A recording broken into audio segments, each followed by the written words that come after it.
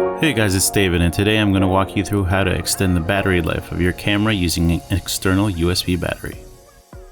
When I made the move from full-size DSLRs to mirrorless for my video work, what I found was that the battery life was less than spectacular.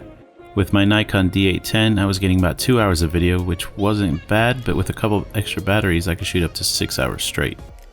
With my G85, however, I'm shooting about an hour and a half tops before I have to switch batteries, which is pretty inconvenient if I'm doing a full day of shooting. So I decided to get a dummy battery. And if you don't know what a dummy battery is, it's basically an adapter in the shape of your camera battery that allows you to connect it directly to any outlet. The one limitation is portability though, as you can only move it as far as the outlet you're connected to. The solution to this would be a power system like V-Lock or Atomos Power Station, both great systems, providing power using large capacity batteries, but at $495 for the Atomos, the price is a bit too steep for me. So today what we're going to do is create our own quasi power station and use one of these dummy batteries to connect to an external USB battery, allowing you to shoot an entire day without swapping power. So let's go over everything you're going to need. Your dummy battery. This one is for a G7 or G85, but you can get one for most camera brands. A 5V to 9V USB converter. A small cheese plate. This one is from Small Rig and includes 1/4 inch and 3/8 inch threads. A 5.5mm to 1.7mm converter, unless your battery comes pre-terminated at 5.5mm already, but mine didn't. A hot shoe to 1/4-20 adapter. Velcro, the self-adhesive kind. You can get inch, 1.5 inch, or the big 2 inch. But you may have to trim up the 2 inch if you get that one. And a USB battery.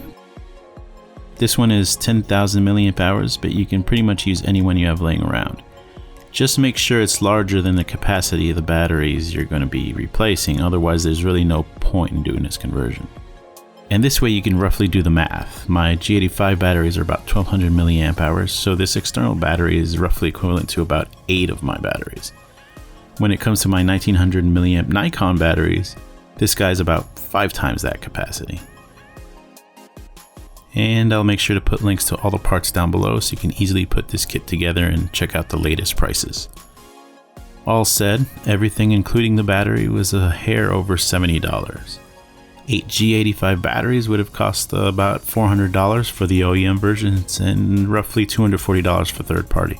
Quite a savings either way. So let's get started on this build. The first thing you're going to need to do is insert the dummy battery into the battery compartment. You'll see that most cameras have a door flap or an insert that will allow you to still close the door. This one on the G85 is not my favorite because it still uses some kind of weird flap to do it, but it'll do. Alternatively, you can probably just leave the door open, which 9 out of 10 times is what I do. Now connect the dummy battery to the 5V to 9V USB adapter using the small adapter, and then let's move all that to the side. Next we'll screw in the 1/4-20 to cold shoe adapter onto the cheese plate. Most of these adapters have 2 locking nuts, so lock the one closest to the plate so it doesn't move. Now using the rough side of the Velcro secured to the top of the plate. You can use the 2 small strips like I did here, or if you got the larger 2-inch strip, that would probably fit even better, just you may have to trim it up a little bit. Now on the battery, we're going to adhere the soft side of the Velcro. So make sure you press down good to get a good bond. We don't want this falling off whenever you mount it. Then just connect the battery to the plate and we're almost done. Once you clean up the cables a little bit, place the battery on the camera's hot shoe, plug in our USB cable and make sure we're getting power. For this build I went with a cold shoe mount, but the beauty of using a cheese plate is that we can mount it anywhere on our rig.